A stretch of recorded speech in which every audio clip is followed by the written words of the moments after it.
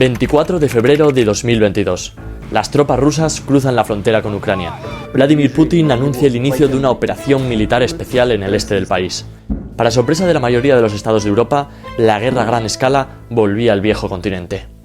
Miles de muertos, millones de desplazados y un conflicto que transformaría no solo la política mundial, sino también la manera en la que el mundo mira y se relaciona con Rusia.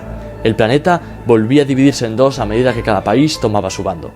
La Unión Europea y la OTAN condenarían a la Federación Rusa, no solo con apoyo militar a Ucrania, sino también con varios paquetes de sanciones.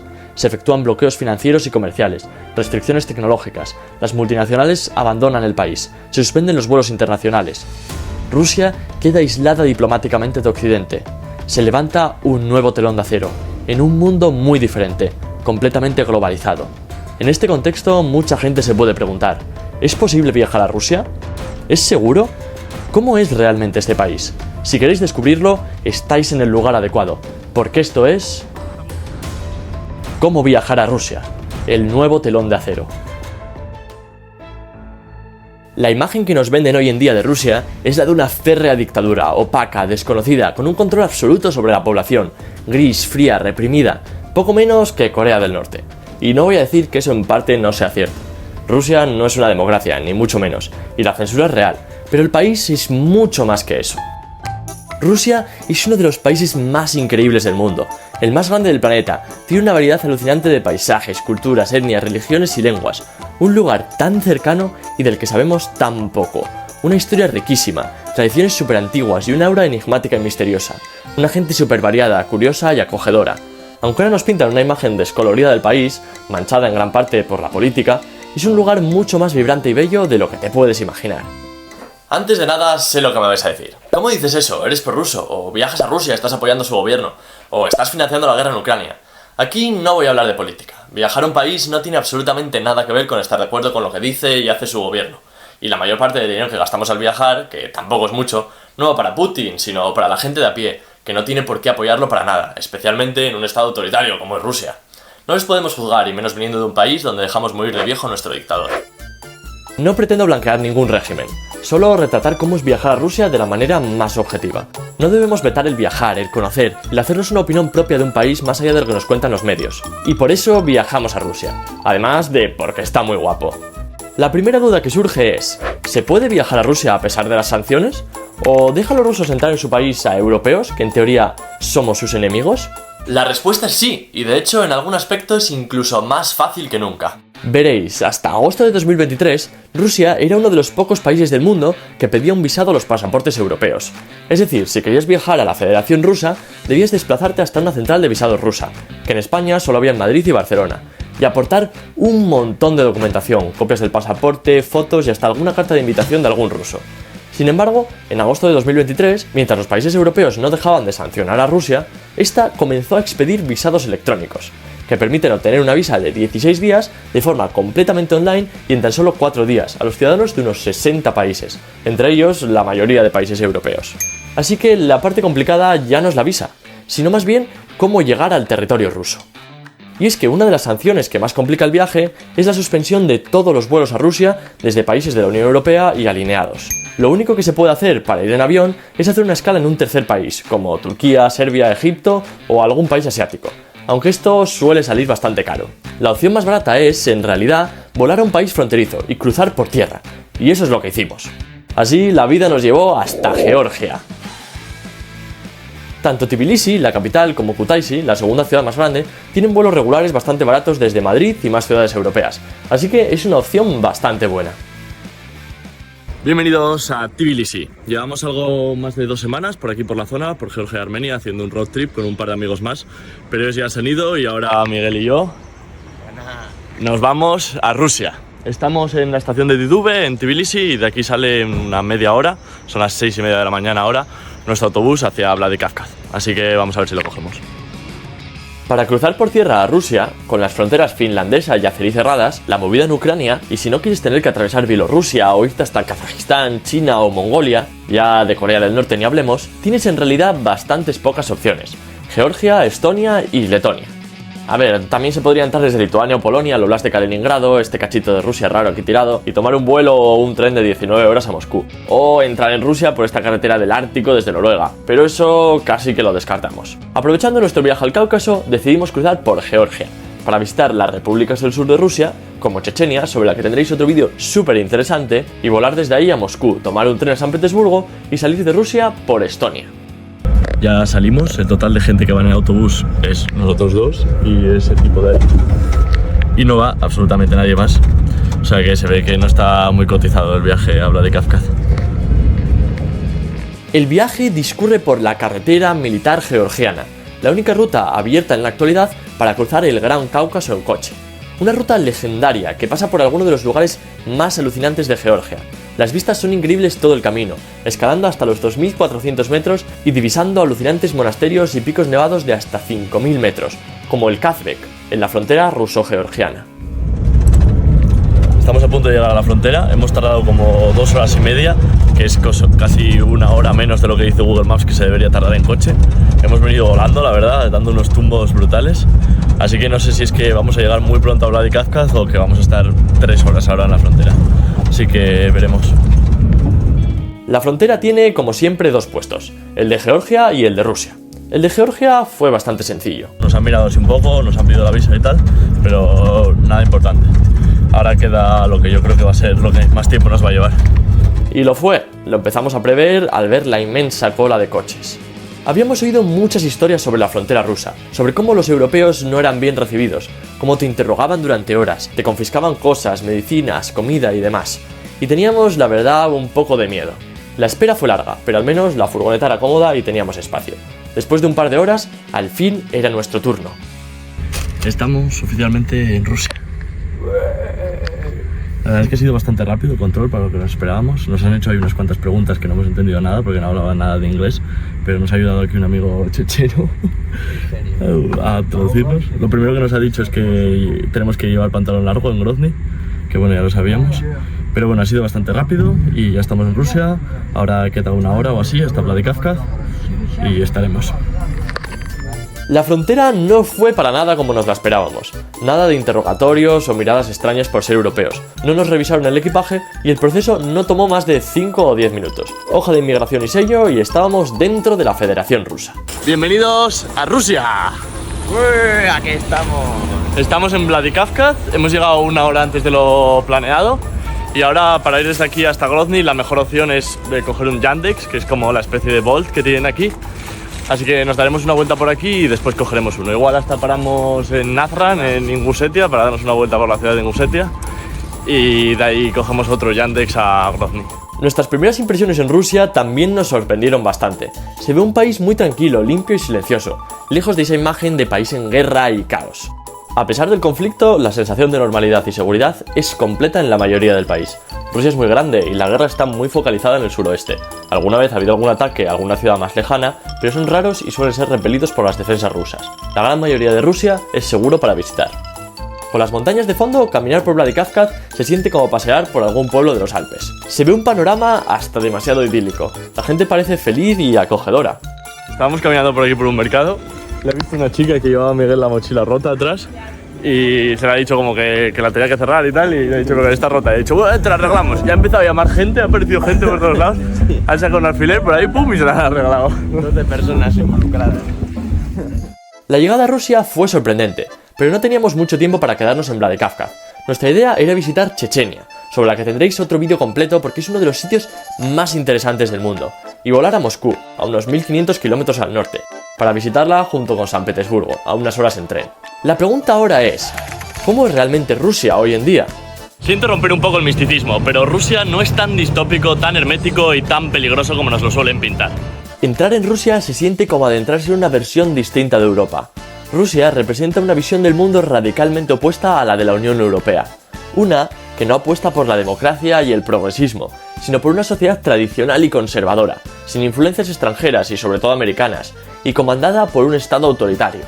Rusia es una dimensión paralela, donde casi no hay contacto o turismo del otro bloque, no se ven multinacionales extranjeras, pero sí sus copias rusas, o apenas nadie habla inglés, pero aún así todo se siente familiar. Las sanciones han contribuido en buena medida a esto. por lo que es normal que te preguntes, ¿dificultan demasiado el viaje? Quizás no tanto, evidentemente lo complican, pero no es nada que no se pueda sobrellevar. La principal sanción que afecta al viajar es el bloqueo de las tarjetas internacionales. Esto hace que no puedas pagar nada de antemano antes del viaje, aunque puedes hacer alguna triquiñuela, como por ejemplo reservar los trenes a través de la página de ferrocarriles bielorrusos, o de terceros, aunque estos se llevarán una pequeña comisión, o reservar los hoteles con cenoteles y pagarlos al llegar. El bloqueo de las tarjetas internacionales también implica que vas a tener que llevar todo tu dinero en efectivo en tu moneda y cambiarlo al llegar a rublos rusos, y pagar siempre en efectivo. Incluso hemos oído rumores de que en la frontera con Estonia, al entrar en Rusia, los estonios te confiscaban todo el dinero en efectivo en euros, para que no te lo lleves a Rusia, dejándote potencialmente sin dinero o obligándote a cambiarlo antes. Todo esto, lejos de imposibilitar el viaje, es bastante incómodo, sobre todo cuando en las ciudades hoy en día todo el mundo paga con tarjeta y tú vas ahí con tus fajos de billetes, porque sí, a billetes de 5 céntimos. Otra de las cosas que complica más el viaje a Rusia es la barrera del idioma, y es que aquí es bastante complicado encontrar a cualquier persona que hable inglés o en general cualquier lengua de fuera de Rusia. Cada intento de comunicación es una verdadera aventura. Te encuentras de todo, desde gente que no hace ningún esfuerzo por entenderte, hasta gente con la que puedes entablar verdaderas conversaciones sin hablar ningún idioma en común. Pero a veces hasta cosas tan simples como pedir un restaurante se pueden complicar, incluso sitios de comida rápida, donde no podemos usar las pantallas porque no podemos pagar con tarjeta. Entonces pues lo que hacemos es hacer el pedido en la máquina, sacarle foto, vamos a la caja y le enseñamos la foto. Y a veces es fácil y aún así hay veces que es difícil, que no sé por qué, pero hay veces que es difícil aún así. El traductor ayuda bastante y en general, en contra de nuestras expectativas, la gente de Rusia siente mucha curiosidad por el extranjero, tratarán de hablar contigo y de preguntarte de dónde eres. Se suele decir que la gente de Rusia es fría y distante, y en algún caso es cierto, pero en mi experiencia, los rusos son de los eslavos más majos y accesibles, y de los que mejor tratan al extranjero. Su reacción era siempre buenísima al oír que éramos de España. Por alguna razón les encanta España, a pesar de que aquí el sentimiento general hacia Rusia sea de rechazo. Pero bueno, al ruso de a pie parece no importarle demasiado la política. Siempre nos recibieron con curiosidad y aprecio y nos acogieron especialmente bien por ser extranjeros. Y es que en realidad no se ven muchos turistas europeos o americanos en Rusia hoy en día, por no decir ninguno. Estamos aquí en la Plaza Roja de Moscú, el sitio más famoso y más turístico de Moscú y de toda Rusia. Está abarrotado de gente y no hay ni un solo europeo. Somos los únicos 2 europeos que hay en esta plaza ahora mismo. En todo nuestro viaje no nos encontramos a nadie más de Europa o Norteamérica. Hay turismo nacional y asiático, pero no mucho fuera de eso. Sí, ya sé que gran parte de Rusia está en Europa, sí, he visto un mapa alguna vez en mi vida. Quiero decir europeos de fuera de Rusia, evidentemente. Dejad de dar la chapa. Quitando lo mencionado, Rusia no es un país nada complicado de navegar. Las grandes ciudades tienen amplias redes de metro y buses urbanos, y los trenes y autobuses interurbanos también funcionan muy bien, son baratos y fáciles de usar. Una forma de recorrer amplias distancias por un precio muy bueno y ahorrando tiempo son los famosos trenes nocturnos. Bueno, estamos aquí en nuestro tren hacia Veliki Novgorod y como podemos ver es un tren un poco inusual para lo habitual, por ejemplo en Renfe. Como podemos ver no se ha averiado aún y sobre todo podemos ver que tiene 2 pisos. Esta es la cama de arriba. Esta es la cama de arriba y esto es como las mesas, pero se transforma en la cama de abajo. Puede dar la vuelta y aquí tenemos un colchón que podemos utilizar como cama. Aquí hay cojines, almohadas, lo que sea, mantas. Esto es lujo. Una verdadera casa. Esto es lujo asiático. 5 estrellas aquí en Rusia. Estos trenes te permiten moverte mientras duermes y despertarte con vistas a los inmensos bosques rusos. Para distancias más cortas o para moverte entre ciudades más pequeñas, también suelen ser muy económicos los taxis o Yandex.Go, la versión rusa del Uber. Y es que Rusia, ya mucho antes de la marcha de las multinacionales del país a causa de la guerra, había apostado, quizás de una manera un poco forzada, por sus propias empresas. Una de las más importantes es Yandex, una especie de Google ruso que tiene motor de búsqueda, aplicación de mapas, del tiempo, música, noticias, IA, traductor, taxis y mucho más. Rusia también tiene sus propias redes sociales. La más importante es VK, principalmente porque Facebook e Instagram están prohibidas por el Kremlin, aunque muchos rusos las siguen usando con VPNs. Otras redes, como TikTok, están disponibles solo para ver vídeos nacionales, o sufren una fuerte censura. Aplicaciones como Google Maps simplemente no funcionan tan bien allí, y suele ser mejor fiarte de la versión de Yandex.Go, que no solo tiene taxis, sino también una app de mapas que informa bastante fielmente del transporte público. Sus servicios de taxi son ridículamente baratos comparados con los precios en Europa, y están disponibles en casi todas las partes del país. Son rápidos y seguros. En general, Rusia es muy económico para viajar. No solo el transporte es barato, sino también los alojamientos. Este es nuestro hotel en Moscú. Es un formato que se lleva bastante aquí en Rusia, que es lo que se llama un mini hotel, que es como una casa en la que cada habitación la alquilan por separado. Esta es nuestra habitación. Oh, welcome to Russia. O más bien nuestro baño. Como podéis ver, se entra por el baño. Y esta es la habitación. No es la habitación más lujosa del mundo, pero está bastante cerca del centro de Moscú y es muy barata. Y es una habitación privada con baño, o sea que está bastante bien. Puedes encontrar sitios así céntricos por alrededor de los 10 euros por noche y persona. Comer comida de calidad en Rusia también es muy económico. Para mí, los mejores sitios para comer bien y barato en Rusia son los stolovaya, una especie de restaurantes típicos soviéticos que puedes encontrar en casi cualquier lugar. Los stolovayas son bares o restaurantes tipo comedor que sirven una serie de platos tradicionales. Puedes coger una bandeja y probar diferentes platos. Generalmente, una sopa, un plato principal, agua y pan puede rondar los 3 euros. En Rusia son muy comunes, pero también se pueden encontrar en muchos países exsoviéticos. Son la herencia de los comedores tradicionales para trabajadores de la época comunista. El menú de 3 euros. Aparte de estos comedores, y aunque puedes encontrar restaurantes de cualquier tipo en Rusia bastante económicos, la otra opción muy barata es, como no, la comida rápida. A causa de las sanciones internacionales, muchas multinacionales han abandonado el país y han vendido sus restaurantes, dando pie a la creación de cadenas nacionales que de alguna manera copian a las cadenas más conocidas. En Rusia no hay McDonald's, hay Vkusno y Tochka. No hay KFC, hay Rostix. Otra de las opciones a la que recurríamos mucho es a la comida preparada que hay en la mayoría de supermercados grandes, que también suelen contar con una zona con mesas para comerla. Aún así, las stolovayas de herencia soviética siguen siendo la mejor opción para comer comida de calidad. Además, las puedes encontrar en cualquier rincón. Los rusos no se avergüenzan de su pasado. A pesar de haber transicionado radicalmente a una economía de mercado capitalista y de haber dejado atrás todo lo que tiene que ver con la Unión Soviética y el comunismo, los símbolos de uno de los periodos históricos que más marcó Rusia aún siguen presentes en muchos lugares. La gente es nostálgica. La hoz y el martillo se pueden ver en multitud de edificios de la época, incluso en el metro. Las estatuas de Lenin aún le honran en numerosos lugares. Su cuerpo está conservado intacto en un gran mausoleo en la Plaza Roja. Y la arquitectura comunista está por todas partes. Hasta se venden souvenirs nostálgicos soviéticos en todas las tiendas. Bueno, en general hay souvenirs bastante raros. Como podemos ver, estamos ante una matrioshka de Mariano Rajoy. Vamos a ver qué hay dentro. Puede ser interesante. Supongo que será otra vez Rajoy, ¿no? Un zapatero. Nadie lo esperaba esto, ¿eh? Mira, mira, mira. Ahí está, y la verdad que tiene una cara de psicópata que te mueres. Bueno, es realista, ¿no? Sí, la verdad que sí. Vamos a ver qué viene después. Efectivamente, Aznar. Completamente despeinado.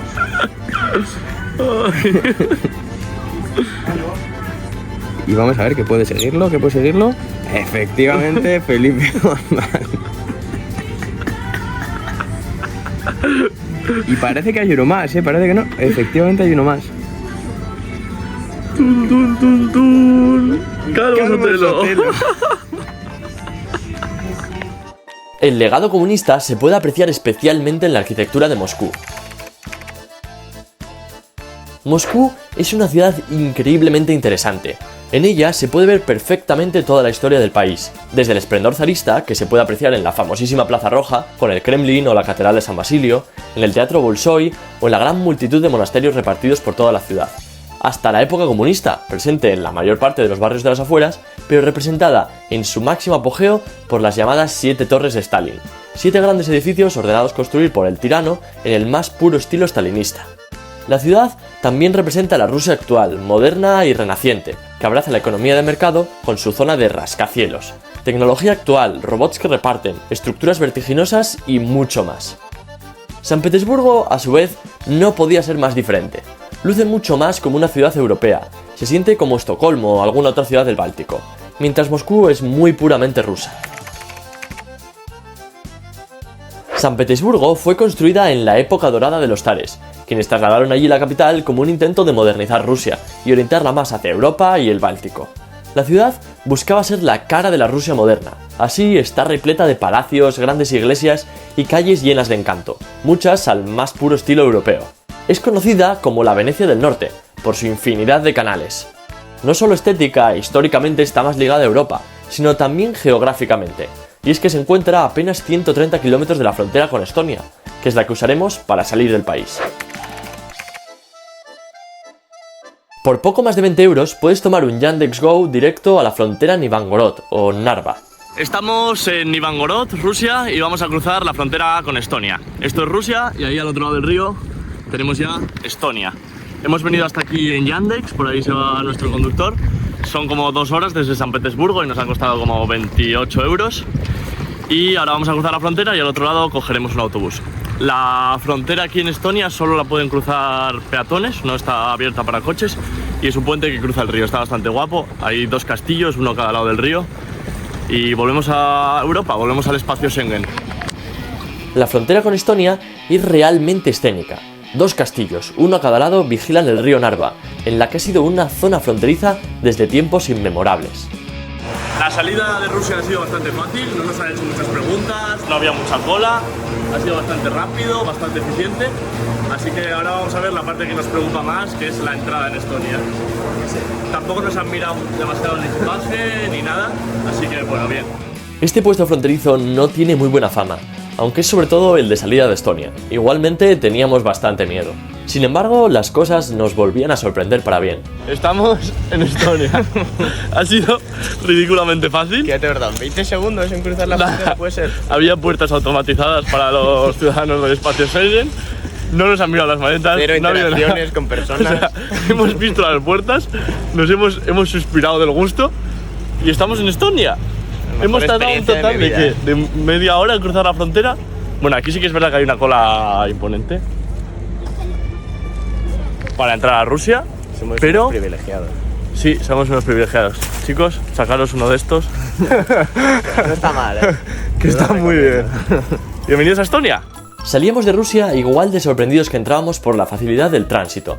Un sentimiento que nos acompañó todo el viaje. Un país que nos venden como uno de los más difíciles para viajar, pero en el que sin embargo todo resulta mucho más sencillo. Un país increíblemente variado, y eso que todo lo que hemos visitado no es más que la punta del iceberg. Estamos hablando del país más grande del planeta, no se puede recorrer en un par de semanas. Aún hay una Rusia mucho más desconocida esperando a ser descubierta. En contra de nuestras expectativas, Rusia nos sorprende como un país moderno y acogedor, en el que todo el mundo nos trató genial. Y con esto, repito, no quiero hablar de su gobierno o de política, sino de su gente, que a pesar de que intentan enfrentarnos, nos trataron como hermanos y nos dieron la bienvenida a su país. Y eso es lo que debemos hacer, ir ahí, conocerlos, construir puentes. Los muros nunca consiguieron la paz, siempre acaban cayendo. Son los puentes, las uniones, las que lo consiguen.